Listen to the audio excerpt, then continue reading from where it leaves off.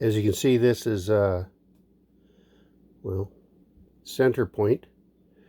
This, and it's for rifles.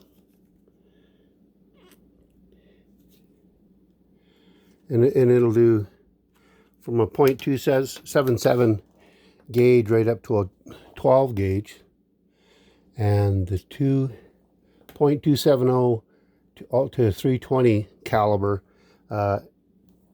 replaceable end, which are these things right here, fit you know, a different size of bores.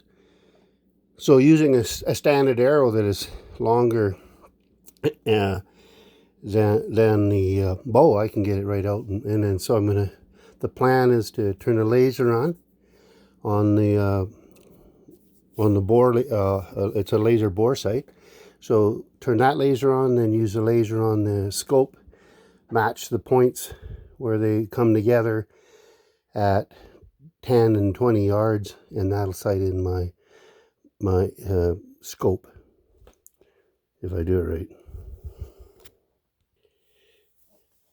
As you can see, that's just a full-length arrow, which of course you can use as long as the arrow comes close enough to the end so that the bore sighter will fit without being, you know, bent or twisted up. So it's free floating where it is, and then with the adder magazine on top, pressing down, holding the arrow, you can see the difference. It'll hold it true along the rail,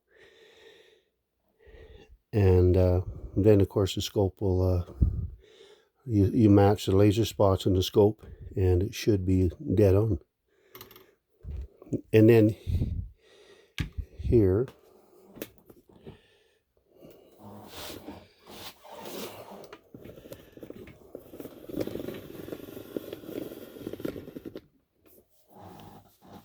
here's my little modification to my adder magazine, a 5-bolt magazine. Now it should hold 5, or I should say 7.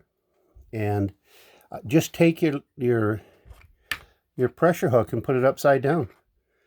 With this lever on top instead of down below, it doesn't bottom out, of course, right away. And then it just binds up here, holds it in place, so I can get a speed loader and drop everything in, easier loading. And if you see, this spring here is just a long coil spring. It's just one I had laying around the house. Forget what I got it off of. Recycled, basically. And this aluminum that I've got here is just, this was actually just the piece off of the top of a cheap kid's mountain bike.